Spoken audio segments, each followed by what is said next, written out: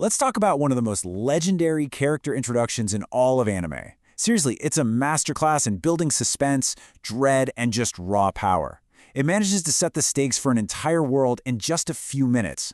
This, right here, is how you introduce a true god-tier villain, the arrival of Madara Uchiha.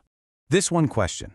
This is the whole point of the scene. It's what every single character on that battlefield is thinking, and it's for sure what we're all thinking watching at home. So we're going to break down exactly how the writers and animators built up to this one perfect moment of absolute terror.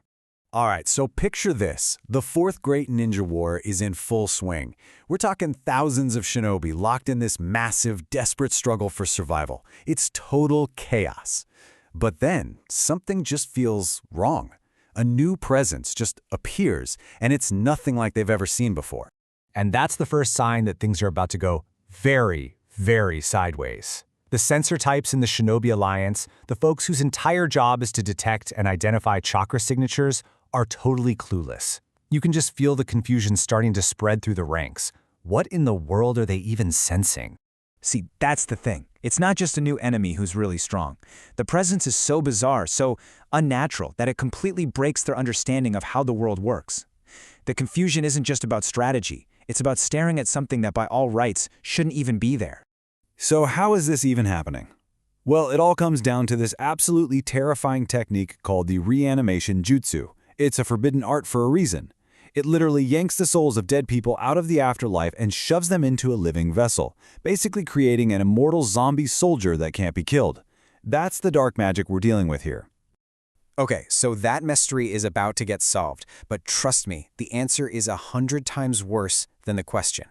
This is the exact moment that all that confusion just curdles into pure ice-cold dread. That's the question bouncing around everyone's head, right? The tension is just unbearable. They've already seen the impossible, and now they desperately need to put a name to their fear. And then, the name drops, Madara Uchiha. For everyone on that battlefield, that's like hearing the boogeyman from your childhood horror stories has just walked out of the closet and into reality. He's not just a person, he's a myth, a symbol of pure destruction. This isn't just introducing a villain, it's like the final boss from their history books just came to life. And just like that, the myth becomes terrifyingly real. Anoki, one of the oldest and most powerful leaders there, confirms it. This isn't just some story, he's real. And you have to imagine what that's like, being an old man and seeing the absolute nightmare of your youth just standing there again. Oh, but it gets so much worse. The guy controlling the jutsu reveals the awful truth. This isn't just Madara as he was. No, this is an upgraded Madara, a reanimated body with infinite chakra and the ability to regenerate from any injury. He wasn't just brought back at his peak, he was brought back beyond it.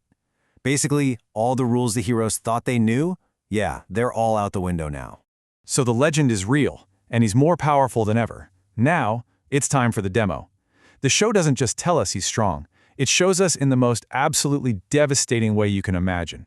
And here's where you see just how big that power gap is. Madara doesn't even warm up. He just unleashes a fire jutsu so ridiculously huge that it takes a whole squad of elite water-style users just to try and counter it. They make a literal wall of water, and it does nothing. His fire just evaporates their ocean like it was a puddle. Just when you think you've seen the limit of what he can do, he completely changes the game. He stops using ninja techniques and just casually pulls a meteor from outer space. The scale of the fight instantly goes from a battle to an extinction-level event. Unreal is really the only word for it. And there it is again. We're right back to that central question.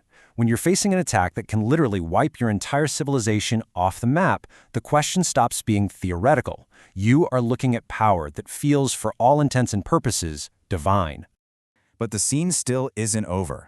This last part isn't just about showing off his power anymore. No, this is about psychological warfare. It's about systematically destroying every last shred of hope your enemy has.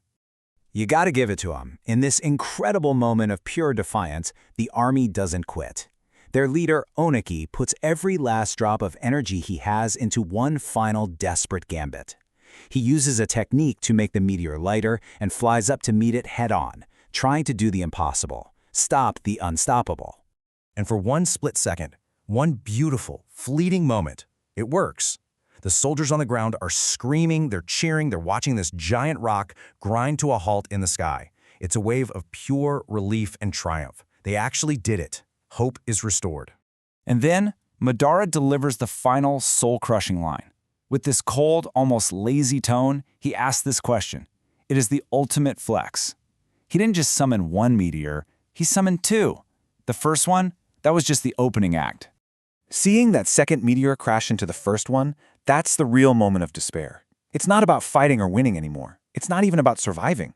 The real question is, how do you even begin to fight an enemy who can just drop a second apocalypse on you, simply to make a point?